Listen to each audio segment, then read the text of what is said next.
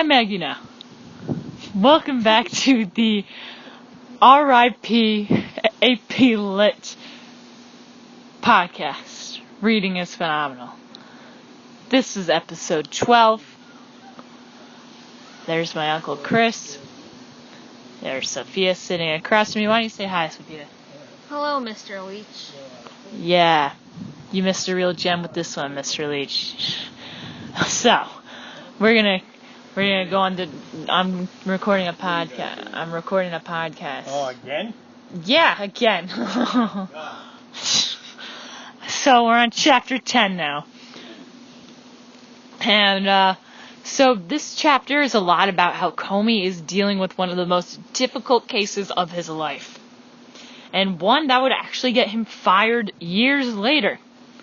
He had to investigate Hillary Clinton and her usage of an unprotected email server to email classified information. He had to find out, along with obviously his FBI team, if she was doing this intentionally or if it was an accident. If it was intentional, she would be declared a traitor, and that's a pretty bad thing to be declared. So earlier in the book, Comey introduced party politics as something that both barricaded him from and pushed him towards investigating a case or being honest about the illegality of a program. And however, he mentions that this case in particular was the one that was the most attacked and also most loved investigations of all times. Democrats said the case was, entirely politically charged. He was just trying to set up Hillary Clinton to lose the election.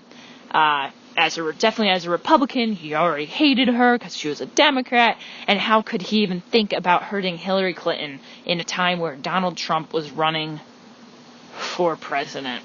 Republicans, on the other hand, loved it, though. They praised Comey for this. In later chapters, this would also be a reason why Trump loved Comey so much in the beginning. Why also he thought Comey would be so loyal to him, and he expected this loyalty from Comey.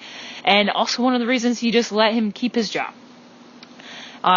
However, through all this backlash, Comey stood committed and continued to apply what he saw as another necessary leadership skill, especially in law enforcement: commitment to justice.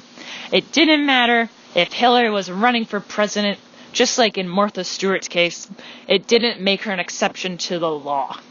He had to uphold the honor of the FBI and show that he wasn't biased. And also, the American people, he argued, deserve to know this information about her emails. Especially when he reopened the case just before the elections in September. He thought that this was something the American people deserved to know. My problem with this argument is that Comey also mentioned that his team had launched an investigation into the links between the Trump campaign and Russia in the summer of 2016. So basically, July 2016, there was an investigation going on into Trump. There wasn't, at that time, one against Hillary Clinton, but it was opened up again, at least I don't think, but Hillary's was opening up against in the fall of 2016. Comey was incredibly vocal about Hillary's investigation, but he didn't release the information about Trump's investigation to the public until after the election.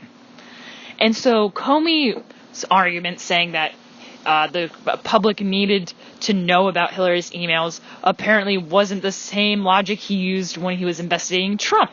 Because apparently the American public didn't need to know about that, or he thought the information wasn't ready. But either way, it just seems both of those investigations were at the beginning, at the time.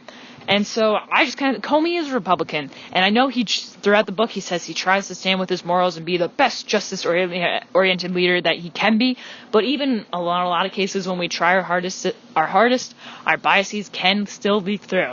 And I think that was just something that did happen to Comey. It was why he had released Hillary Clinton's the information about the investigation. And I think that people should know about the investigation, but I also think people should have known about Trump's investigation. So I think both should have been spoken about instead of just Hillary's.